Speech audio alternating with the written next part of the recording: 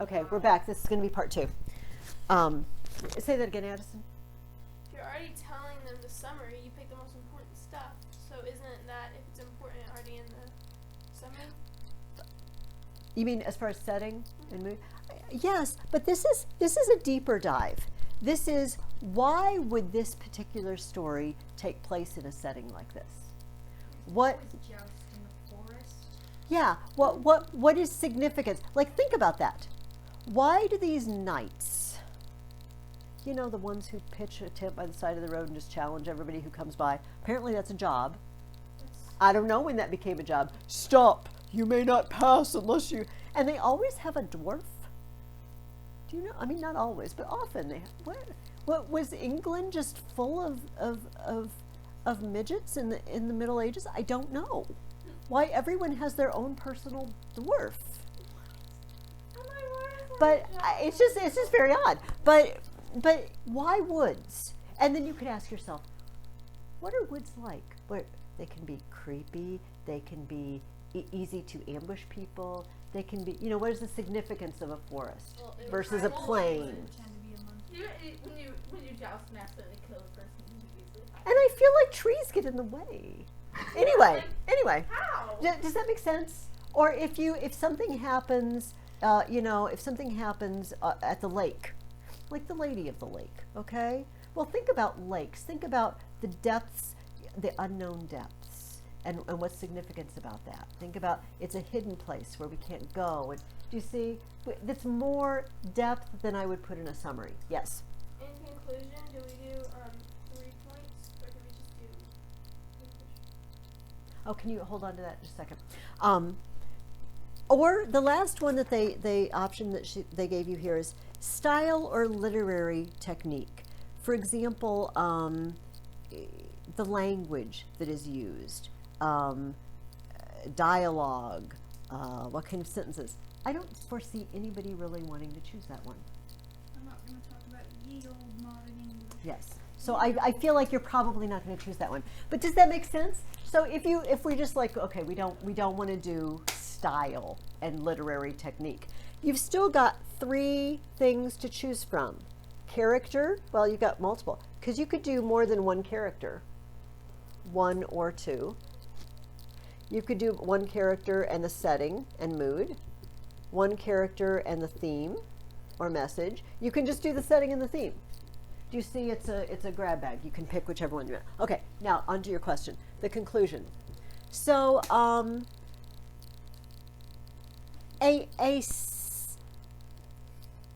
a summing up statement. That's not a very good description of your 3 things. Remind us what you talked about. In the story of Balin and Balin, the characters were, this is going to be I'm going to do a parallelism. The characters were, we read about intriguing characters, dark and perilous castles, like the Castle of Carbonek, and cursed objects. Anyway, I'm trying to. I was going to pick what. Let's see if I can do character, setting, and theme. In the story of Balin and Balin, we meet brothers drawn on to tragedy by fate. Character. Dark and gloomy castles with mysterious goings on and the spear that stabbed Jesus, okay? And a lesson to know against whom you're fighting, and if it's your brother, no, that's not a good lesson. Lesson to know your enemy. Not to act rashly or to agree to rash actions. One of them acts rashly when he grabs that spear, and Peli, no, don't touch it, you're unworthy. That voice is booming out. No, do not touch it, you are unworthy. Like, yeah, I'm going to grab the spear anyway. And not to act rashly, to say, yeah, I'll fight him. Bring him on. I don't know who he is. I'll fight him. Maybe you should make inquiries before you fight someone. So we could turn those into the themes or the messages. Yeah, go ahead, Natalie. Instead of just fighting everyone you see who is in armor and has a weapon, Yeah. you Well, just walk past them. You walk past them. they won't let you. Their dwarf will come drag you back, and then they will come and they will chase you. We're strong enough. It's mandate, like Does this make sense? Are we good? Yeah. We are doing, and some of you, no offense, but some people still aren't getting all their dress ups in, but we'll try. Yeah, Natalie. What are we reading? Picking marker? Okay, just a second. Let me finish my thought. We're doing two kinds of parallelism, right? Strong verb and alliteration What are we gonna see mine? and the simile. The simile is so hard to do in these. Are we got that? Two kinds of parallelism, a strong verb, a simile, and alliteration. I will not add a new one this time. Because I still think there are some people, I don't know if it's you guys or on Wednesday, but some people still aren't getting them all in there. But we got it? Yeah. Two kinds of parallelism, strong verb, alliteration, simile. Okay, I will now answer your question, Natalie. I might or might not be this week. I don't know. Okay, well, I will be recording it, so, and I will email you your reading questions. Okay, I want you to start book 2 of King Arthur, and we are reading the first 4 chapters, the first 4 stories in book 2. Okay, so you already read book 1. How many are there? 4? No, there's more than this at this time. There are 8. So we're reading Sir Gawain and the Green Knight, The First Quest of Sir Lancelot, Sir Gareth or the Knight of the Kitchen, and Sir Tristram and the Fair Iseult. Sir Gawain, why? There was recently a Gawain and the Green Knight movie. It was made last year, and I did not love it. They took great liberties with the story, shall we say, you know. But why does Sir Gawain feel familiar? Like, Have you heard that there's a famous medieval poem, Sir Gawain and the Green Knight? I don't know. I feel like I've read something recently that Oh, talked about well, Sir he Gawain. got mentioned in the beginning section. I don't know. I don't know. So let me take I won't forget, we'll look at woodcuts here in a minute, but how real does this seem? Extremely realistic. It had to have happened. It has to happen. that I she sense could- sarcasm. Obviously, I mean, like, it I mean, totally like- just seems so real that I there'd mean, like, be yeah, there's a scabbard floating spear and a cup filled with pure light. It's very, very weird. Oh, I'm yeah. just gonna say I shouldn't make value judgment. Well, I am gonna make a value judgment. It's weird. It's weird. There's a movie. There's a famous comedy movie that makes fun of the Holy Grail, and so when you watch it, and please consult your parents. Do not watch this without parental guidance. You watch it when you're a kid like me, and then you think that's the weirdest thing. This is silly. But then you read the stories, and you're like, yeah, but there are actually guys out in the forest like the Black Knight saying, you know, or the Knights of Ni that anyway that say you shall not pass, which comes into this movie, and you think they're just being silly, and then you read the story like, The only no, part I liked that about really it is what was- they The do. only part I liked about it was the French dude who was like, your mother was a rodent and your father smelt of elderberries. Elderberries, It was yes. fun. His dad had drunk because elderberries was, and then, And it's funny. and he called his mom a French dude. Okay, rodent. I'm sorry that I hate that I brought movie. that up. I hate that Okay, movie. well, I love so. Merlin is just odd. He's magic boy. He's magic. And so I don't know, they don't really tell you the backstory of Merlin in this book, but Merlin, when he was a little boy, so Vortigern was king. And he's the guy, and see, here's where it is, because some of this is historical. Like Vortigern is a real guy in history books, Vortigern. And we know that he was fighting, and they mentioned this in the beginning of the book, he was fighting against the Picts up north, and he thought it was a bright idea to ask the Saxons to come over and help him fight the Picts. I know. And so he invited them over, and they came, and then they just stayed. And they said, hey, friends and relatives, come on over and live here. And that's the Saxon invasion. That's So, actually what happened. and Hengist and Horsa are the two Saxon leaders that he invited over. So we hear about this in a book called The Ecclesiastical History of the English People by the Venerable Bede, and also a book by Geoffrey of Monmouth, The History of the Kings of Britain. Anyway, Vortigern was building this tower, and it just kept collapsing.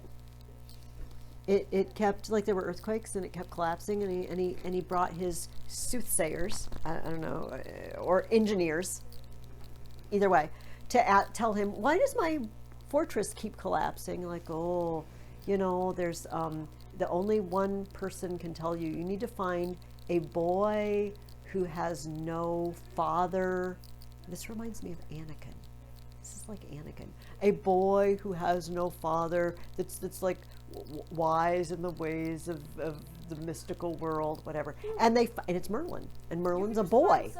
They find Merlin, and they're afraid. Originally, they think they're going to have to sacrifice him. And he says, no, you don't need to. I will tell you what's happening. There are two dragons under the ground. A white dragon and a red dragon, and they keep arguing with each other and like twisting and turning, and then, yes. And so Merlin and the dragons.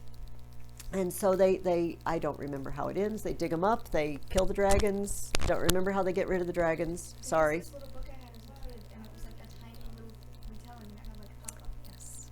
We had it on tape. We had read by Jeremy Irons. My kids used to listen to it.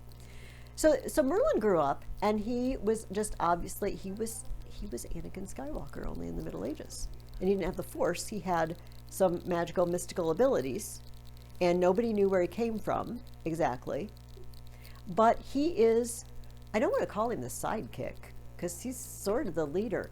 The very first time I read this book to my kids, do you notice how Merlin just can't stop telling everything that's going to happen? Yeah. And this chair in after days will be, occupied by the son of the bravest knight here. But that will happen after this, that, and the other thing. And you can just see everybody going, here goes Merlin. Your castle will be, no one can enter your castle because this sword is here, and no one can touch the sword except for Lancelot or his son, Galahad. Or like the Lancelot thing where he was like, oh yes, you should pick her, she's very fair. But you're very but nice. Lancelot's going to fall in love with her, and then maybe... So she is the fairest. Merlin, in Geoffrey of Monmouth's book, which is not very highly thought of by historians, probably because of things like what I'm about to tell you, it tells us that they went over to Ireland, Arthur and Merlin, they went over to Ireland. I think they only went for this purpose. They needed a monument that would be worthy of a bunch of guys who had fallen in battle. And Merlin said, hey, I know a good one. It's over in Ireland, we'll bring it over. It was Stonehenge. According to Geoffrey of Monmouth, Natalie, he magicked Stonehenge over. Now, here's the thing though. They did some archaeological excavations underneath Stonehenge, and there's a burial underneath it. But that doesn't mean it magicked it over. No. Well, I don't know. Anyway, this sort of thing comes up. And so Merlin, in the reading that you did, was put to sleep magically by the Lady Nimue. And he will come back when he is needed. He is like Sleeping Beauty, and no one knows where he is, and he will come back when he is needed. Yes. Have y'all seen King Who Would Be King? Yes. It's a really terrible movie. It's a really bad movie. Yeah, it is. But it's like Merlin comes back. But Yeah. it's so bad. It's like the so kid bad. finds the sword in like that broken building.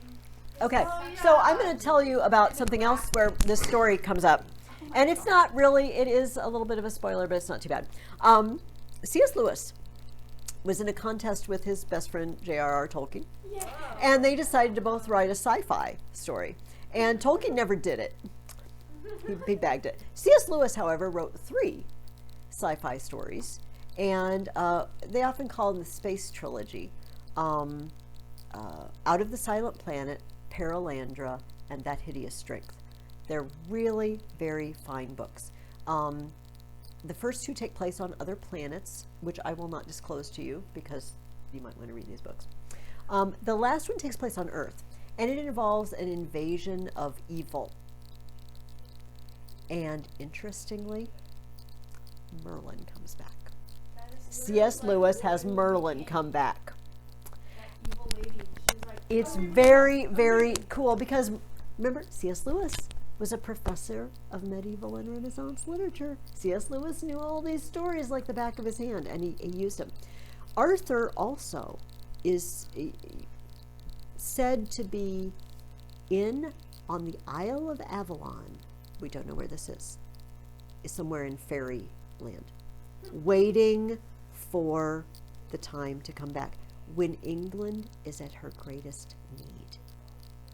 Some people in World War II thought, well, Arthur needs to come back. England's at her greatest need. We're being bombed by the Germans. And I just want to, I said the word fairy, and I need to talk about that, and then we'll stop for today, and then I'll shut it off and show you what cut. When we think of fairies or fairyland, we think of cute little winged things. Fairies are not that. they're fays. Fays. Thank you, Natalie. It's like in Maleficent.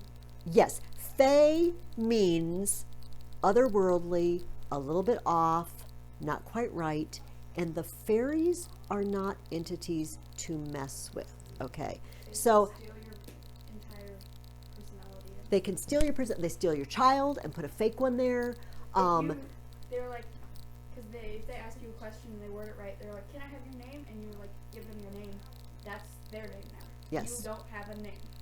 There's a famous poem, Sir Orfeo, and it's about his wife gets taken away by the fairies, and he goes to find her. Medieval people were very comfortable with this, familiar with this. So the idea that Arthur might be in what we might call a parallel universe or like something, because not everybody gets to fairy.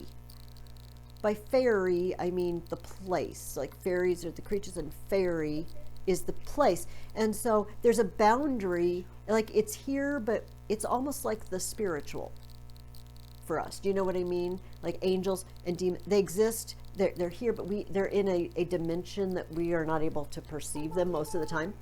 And so, so my daughter was very interested in this. And when she was in college, she did a research on fairy lore. And actually, as recently as the early 1900s, so just slightly over 100 years ago, there was a man who wanted to do some research, and he was Irish, and Ireland tends to be a heavy fairy country for whatever reason. And yes, and so he went and he interviewed people, and he said over and over again, he said, "These people are my neighbors and friends. I grew up with many of these people. They're not insane. They're just," no, the people he was interviewing. These people are normal people. And he wrote down their stories. And they tell stories like, yeah, when you walk down that one road, that tree, that's a fairy tree, but it's an evil tree. And if you stand under it long enough, you will feel oppression, like spiritual soul oppression. Or simple goofiness. Like one guy says, yeah, I remember one night, had a little too much to drink maybe, but not, it wasn't just drunkenness that caused this. I'm going home, like I always walk, and I walk into a field through the gate, and suddenly I cannot find the way out. There is no way out. And he spent the entire night in the field, and he can hear voices. He can hear voices outside. And finally, when the sun came up, well, there's the gate. And he goes on his way. And just shenanigans. Often it's fairy shenanigans. They would leave out a bowl of milk. When they milk the cow, they leave out some for the fairies so they don't sour the milk or spill it all. And it all sounds very charmingly quaint to us, but these people really believed it. And C.S. Lewis, who was born in Ireland, came to England when he was young to go to boarding school, you know. But he said, yeah, when I was a boy, there were places where the people would say, yeah, don't go there at night, fairies. The fairies, there, take another road. And it was just common knowledge, don't go that way, fairies. Now, we could probably speculate for ages on what if these creatures exist, what they might be, but I'm not going to let us speculate forever because I want to show you some woodcuts. But anyway, so that's what we're dealing with here. Morgana Le Fay, she's Fay. She's got fairy power from another realm. Then why isn't Archie? I don't know. Not everybody is chosen to be Fay, and it's not always a negative. Do you know what I mean? Because Merlin is Fay. It said she studied dark magic. She did. Merlin, on the other hand, is a white magic, you know, like a white wizard. Okay, so for those of you watching, read the next chapter of Dorothy Mills, chapter 9, I think it was. Next 4 chapters of King Arthur, and you've got 2 weeks to write another literary analysis on any of the King Arthur stories. You might want to wait and read one of the 4 stories you're about to read because they're a little more tightly plotted, you know what I mean, and a little less diffuse. Although Balin and Balin would be fine. Okay.